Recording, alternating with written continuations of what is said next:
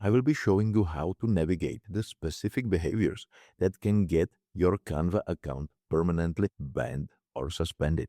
We are starting directly with content violations. You need to open your Canva dashboard and look at your recent designs.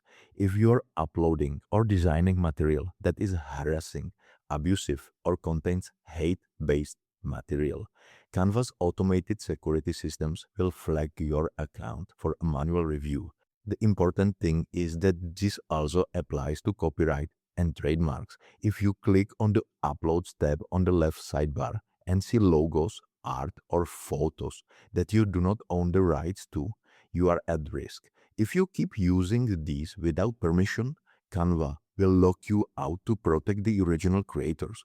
Now, that goes both ways. You might think you are safe by purchasing a cheap pro or lifetime account from a third-party website, but these are often fraudulent. When Canva detects that your account is linked to an unofficial reseller, they will terminate the entire block of accounts. If you have done this, you should back out of that subscription and move to an official plan. Scroll down to your account settings and check your team members. If you are sharing a single pro or education account with too many people outside of your actual team, you are violating the sharing rules. This results in a strike on your account. In my case, I always ensure every team member has their own legitimate seat because if one person on a team repeatedly violates policies, Canva may decide to ban the entire team and every associated account.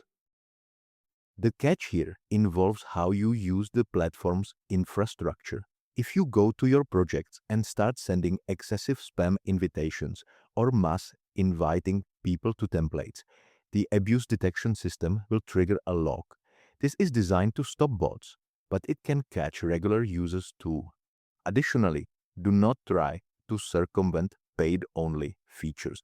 If you use third-party tools or hacks to remove watermarks from Pro elements without paying, you are breaking the license terms. If you have been banned before, do not try to create multiple new accounts to bypass it.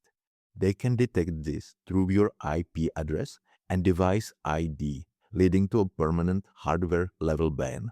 If your account is currently locked and you believe it is a mistake, you must contact their support team with clear evidence to request a review. I hope you found this helpful, and I will see you in the next one.